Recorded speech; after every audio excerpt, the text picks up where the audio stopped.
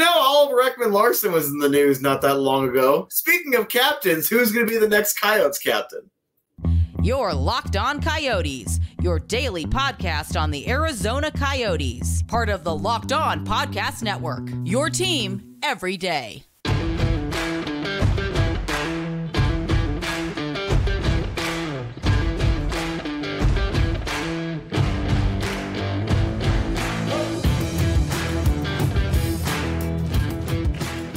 Welcome to the show, everybody. This is Locked On Coyotes, your number one daily podcast on the Arizona Coyotes.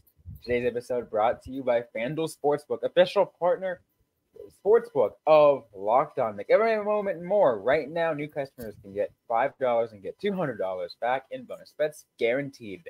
That's on FanDuel.com, FanDuel.com/LockedOn to get started.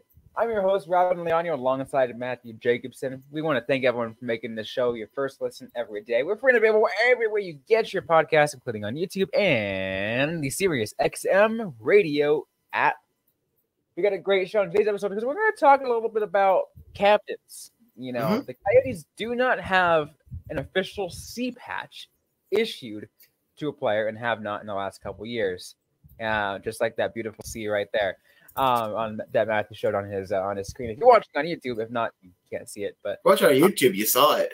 If you're listening, you didn't see it. It's the wonderful flying fox, and I wish they would throw back to that because it's a fundamentally solid jersey. Let's show it one more time. This is a fundamentally solid jersey. I don't know how good it would look in white, but why not? Make it in white. Who cares? No, I'm pretty sure we could. Someone out there. If you're a listener out there and you're a pretty good artist, I want you to send us the craziest concept alternate jersey design using that logo. Okay. I'm gonna provide. I am challenging someone, one of our listeners, and if you have it, either DM it to us on X, or you can email us lockedoncoyotes@gmail.com. I will open it. And if it's onletterx.com. A single letter. Every time I get the opportunity. Yeah. Robyn, you almost just set me up. I was gonna hate you because so many third jersey mock-ups, even within this community, I think look disgusting. But then you specified with the Flying Fox logo. I'm open to it. Let's see how it goes. Yep. I want to see it. And if Matt and I will judge it before we even do anything, but then we'll put it on the air to display it to everybody else, and then we'll talk about it.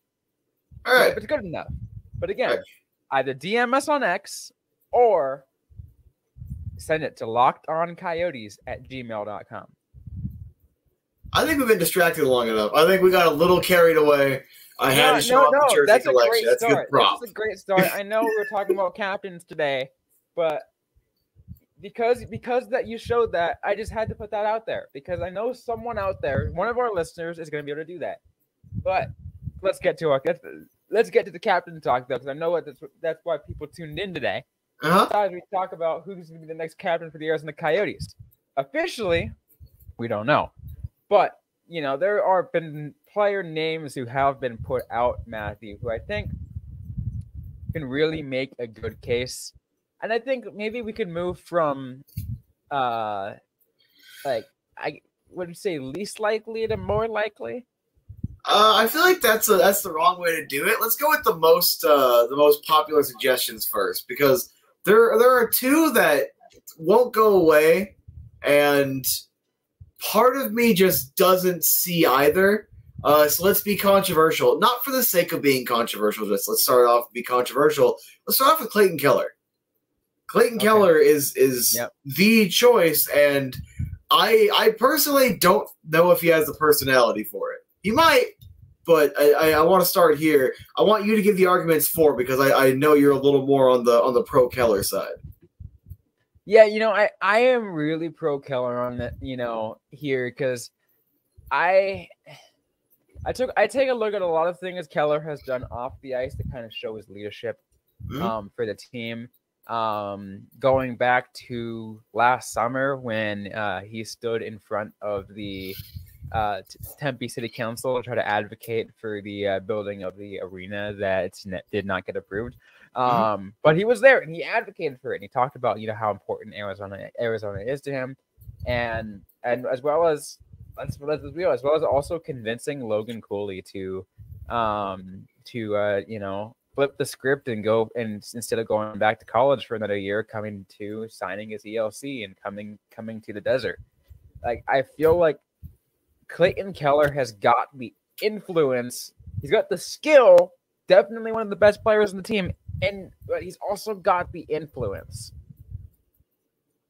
Yeah, those are certainly true. And I think him and Crouse are the longest tenured Coyotes. There are a couple legitimate reasons for it. I partially feel like, and I'm actually grateful to have this platform to talk, because I was going to make a video about it for a while. We're talking about it here. We might be going down the OEL path with Keller, all right? Because all the way up until, I'd say, this year, or maybe the trade deadline last year is when I started to really notice anything, but all the way up until relatively recently, he's a very quiet, reserved guy. Not very vocal with the media. That is changing, all right?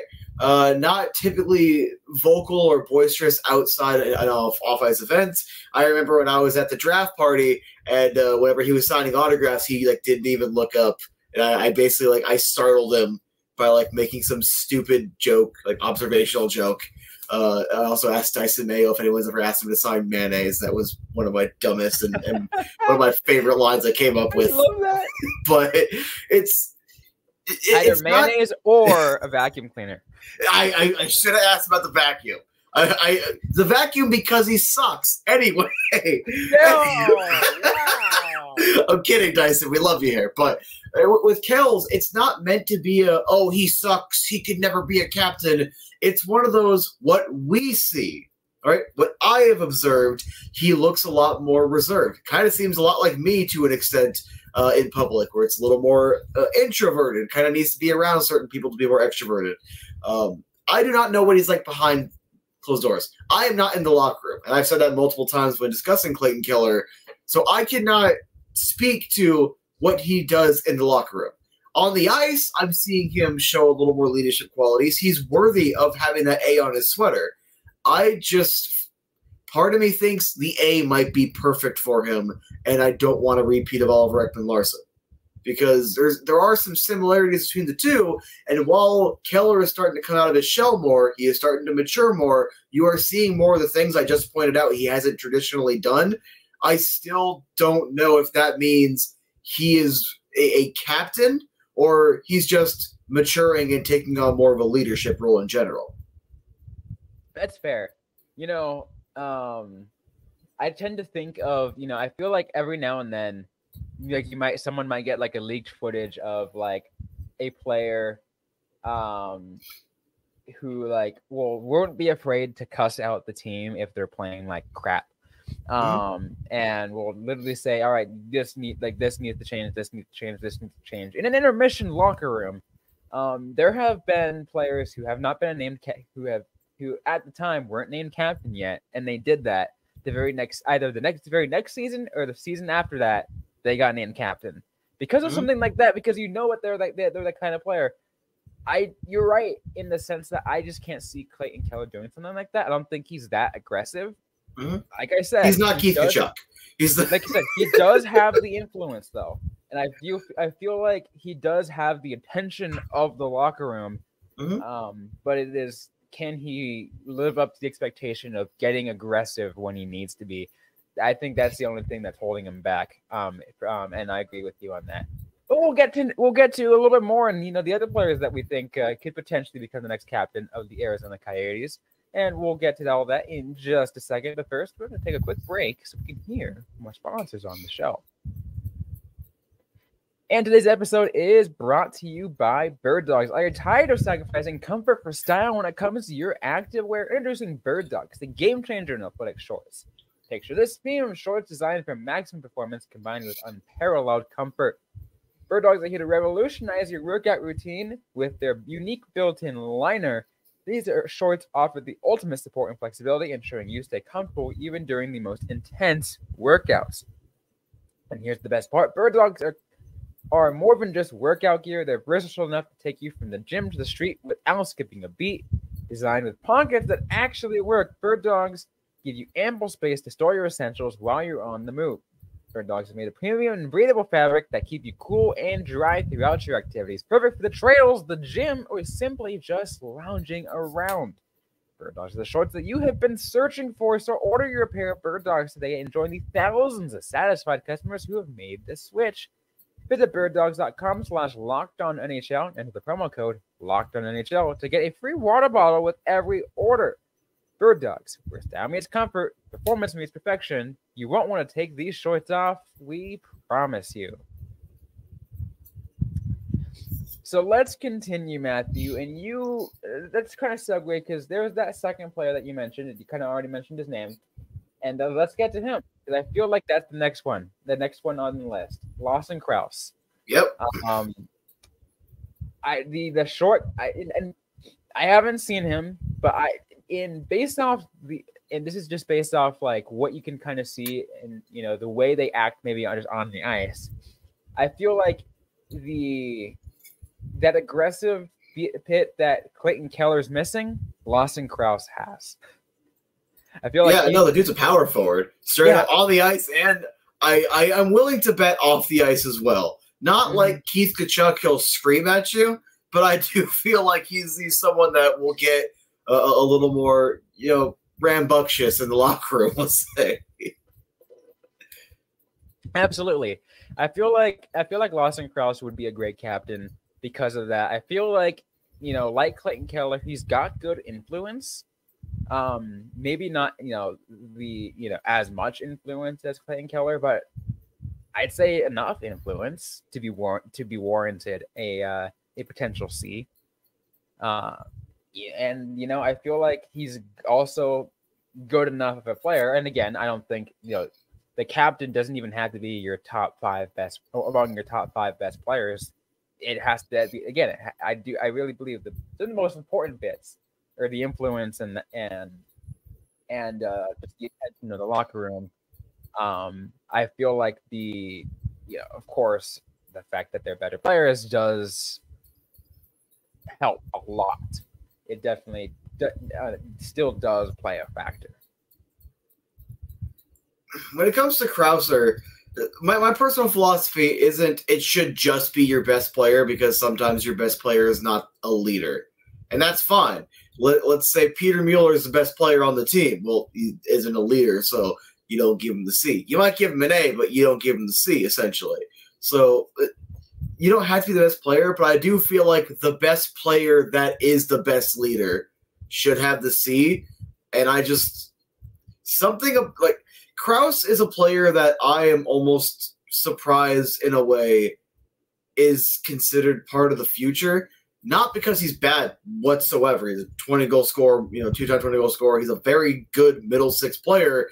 It just kind of feels like if anyone currently in the core would find their way out, given the influx of talent, let's say 3 years out, my money would probably be on Lawson Crouse. And it's probably because of my apprehension with power forwards. Power forwards dive off a cliff, and it's always really, really sudden. So that's probably just my own personal anxiety there. But something in my gut just tells me he's not the captain. It's nothing that he's doing. He's doing everything right. I'm very high on Lawson Crouse. Something just tells me he's not the captain, and I'm just going to go ahead and follow my gut on that one. And I don't really have another explanation.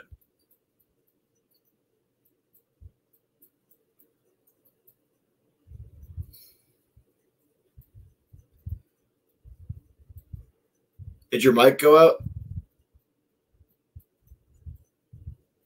Yeah, sorry, my mic did go out. You're right. But yes, you're right. I do believe that regardless, Lawson Crouse is a guaranteed at least a letter A. Yeah, he deserves it. He is in this leadership group firmly. Yeah, so there's no doubt about it. He belongs there. It's just, again, what's past that? It's hard to think to me, to be honest, that it's not either Keller or Crouse. there could be, you could make an argument for maybe like one or two other players, like an argument. I'm not saying that's going to happen, but an argument. I think I have a short list of like 3 guys that I said it last year. It's a paraphrase, but I'm pretty sure this is the exact quote. I don't think the next captain is currently on the roster, and I still don't necessarily think the next captain is on the roster because the kind of guys that I'm looking at, and yes, I have a personal bias, so I'll get this one out of the way first. Josh Doan, because he's been a captain at almost every other level, depending on where his development is in Tucson this year and probably next year down the line, I could see him being in a leadership role, depending on how he develops. A guy like J.J. Mosier, so going back a little bit on the not on the roster, when you have that potential number 1 defenseman and he's very good, an excellent two-way defender, depending on how he develops leadership-wise, he also could be a decent option that I don't think anyone's really paying much mind. And probably depending on, I could see Cooley making a run for it. Not this year, not next year, not the year after. Yeah, because here's the thing. A lot of people might be thinking those player names, why would you name them? Because they seem far away from even getting close to that. Mm-hmm. Let's remember the Coyotes could probably aren't going to name a C this year. Yeah, Attorney already said we're not going to get a C this year. Yeah, so they're no rush to do it, and I don't believe that they Yeah, sure, it is nice to have one. Right now, there was an era of the NHL where a team with a C was an absolute necessity, but I feel like in today's NHL, just to have a team that just does sports, an actual just letter C, it's a nice to have. Because if you have a leadership group, then a solid leadership group, players that we've already mentioned, mm-hmm. I feel like they can delegate the same essential, duties as a C. And it's when a rebuilding team is ready, that's when they can see. Some teams were even really good and never named a C. The Vegas Golden Knights didn't name a C until their 4th season. Yeah, it was after they got Mark Stone. Yeah. After they got Mark Stone, and they traded for him, and then the very next they're yeah, he's our captain. It was pretty quick after that. I'm not sure the exact time. I don't remember the exact timeline, but it was pretty quick after that. Mark Stone gets to see. It's funny you mentioned Vegas because I actually kind of want to map Vegas onto the Coyotes here because I don't necessarily agree that a C is nice to have as opposed to a need. However, I do completely agree you don't just name a C for the sake of it. You need to make sure you have your right captain. I used to be a fan of Vegas. I still like a few of the players. Riley Smith, Jonathan Marchessault, and a couple others were very good leaders. Here's the thing. None of those guys were captains. They were not C material, but they were still valued members of the team and valued members of the leadership group. So then map that onto the Coyotes. That's kind of my mindset behind Crouse and Keller. Very valuable guys on the ice, valuable in the locker room, valuable in the leadership group. I just don't see them as the captain. I'm open to it. I'm not going to throw a fit if either are named captains. They're good candidates. I just kind of feel like we're still waiting for that captain to join. And those names I threw out, Moser, Doan, and Cooley, they also might not be the next captains. So the Coyotes could go the exact same route where they have that core leadership group, bring in that key veteran when they're ready, and that veteran is the next captain. Because, look, and again, I'll go back to OEL one last time. We don't need to put more pressure than we need to on a guy. Now, I do think Keller is showing a lot of the good signs, but is it because he's just maturing naturally or because he's really comfortable with his specific role and putting more on that might be a net negative? Some guys are just good where they're at. You make a great point, and I'm going to kind of do a similar kind of analogy here. Mm-hmm. It's not really leadership role, but it is a player taking more responsibility. And this is also within the Coyotes organization in the last couple of years.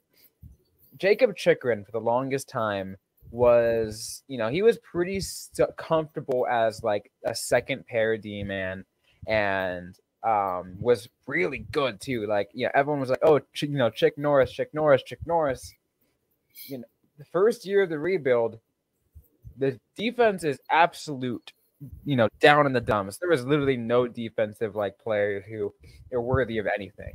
And so Chikrin has to get through, he gets thrusted up to top pair D man, and has to, and it takes a whole load of extra of a lot of the extra work, and he struggled.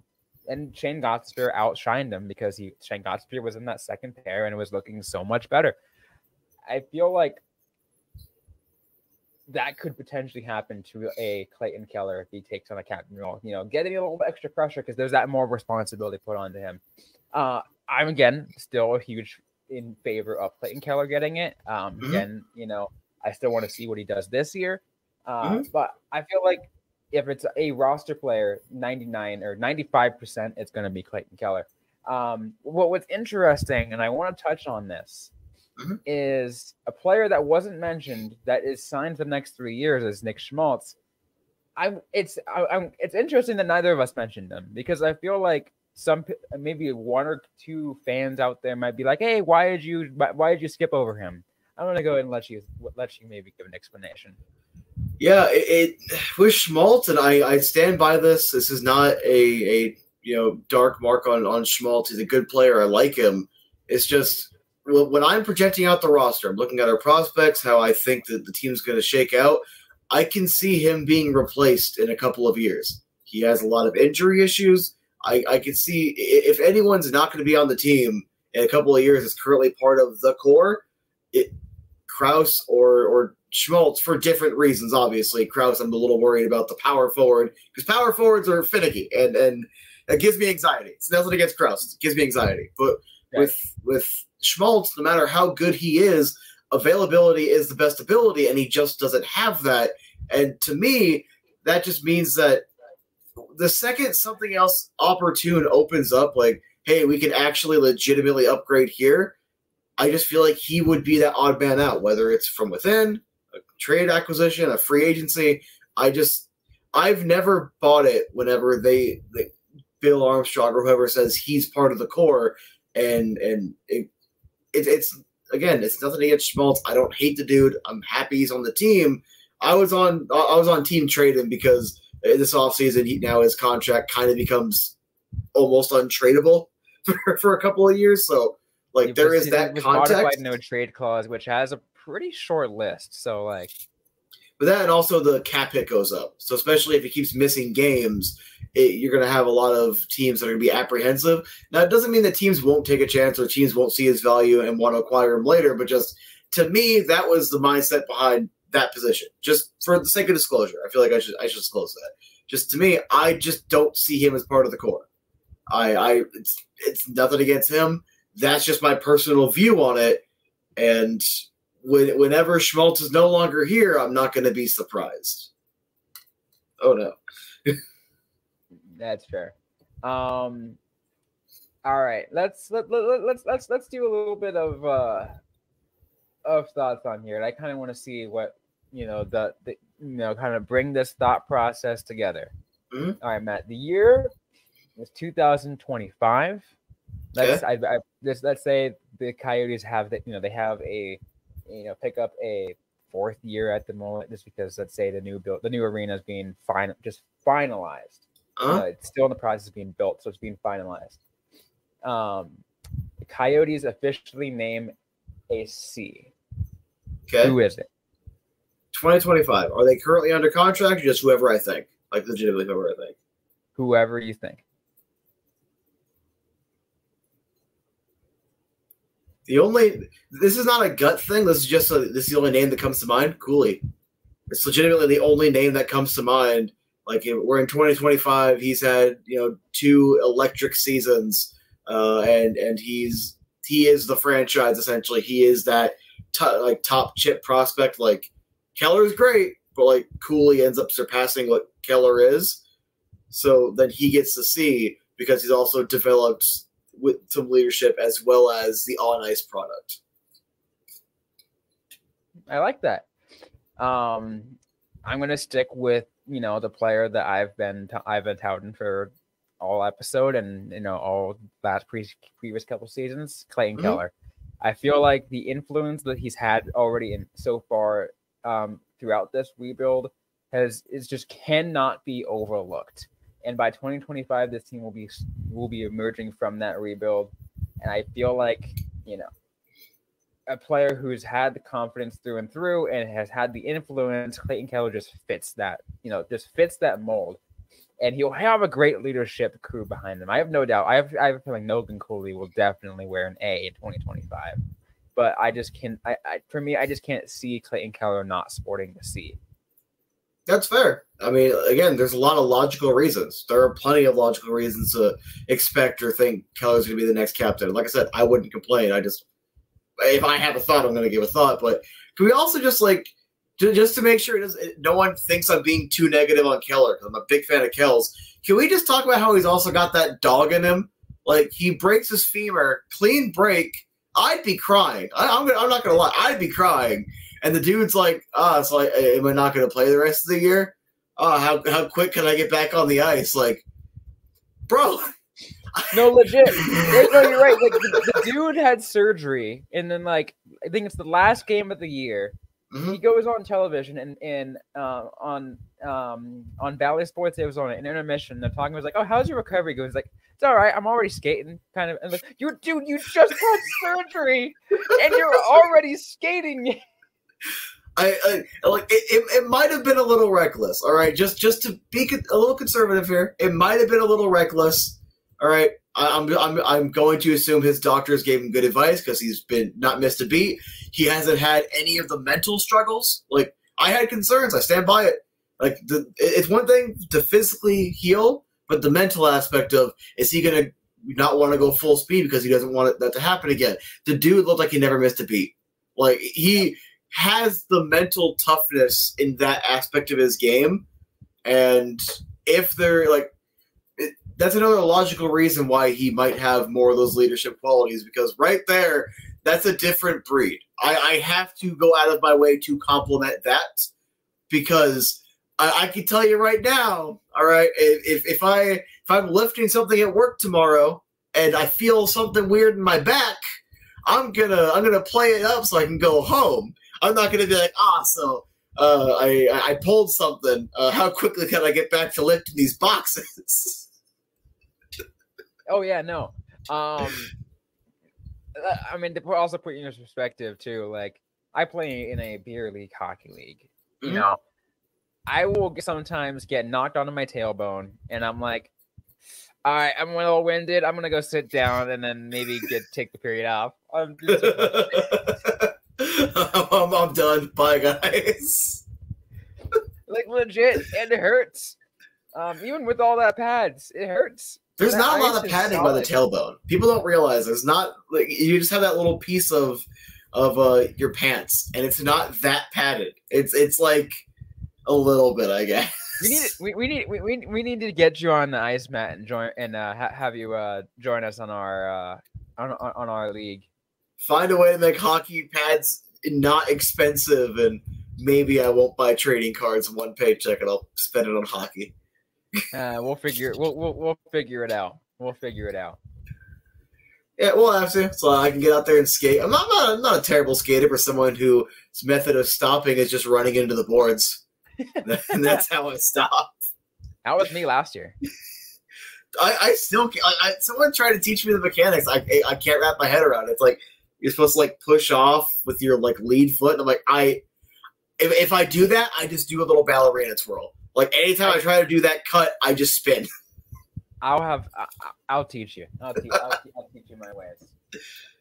All right, get on the ice. Yeah, we'll do it. Any final thoughts before we close things off? I would not be upset if Clayton Keller is the next captain. All right, I just want to reiterate one last time. This is not like an attack on Kells or Crouser. I will not be upset if either are named captain. I just had to give my honest thoughts. Yeah, absolutely. And I feel like it's good. It's it's totally legit to have like certain concerns and certain. I don't say even concerns is the right word, but certain reservations about a player hitting, getting a certain title, because it is a big responsibility to be the captain of a NHL team. So don't you mean college team?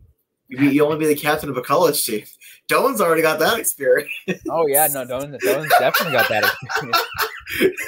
Anyways, Doan's 18 with 20 years experience. Anyways, that's gonna be it for today's episode of the Locked On Coyotes podcast. If you like what you heard, don't forget to leave a review, like, comment, subscribe if you have yet to already. We're available everywhere you get your podcast, including on YouTube and the SiriusXM radio app. Don't forget to interact with us on social media. We're on Facebook, facebook.com/LockedOnCoyotes, on X at LO_Coyotes. I'm personally at Robyn_Leonio. Matthew Jacobson is at the AZ Sports Guy. Interact with us, ask the question you might have. We might answer right back or in a future episode of the Locked On Coyotes podcast. Thanks again, everyone, for listening to today's episode. Hope you guys staying safe out there. Hope you guys staying healthy. And don't forget to howl on.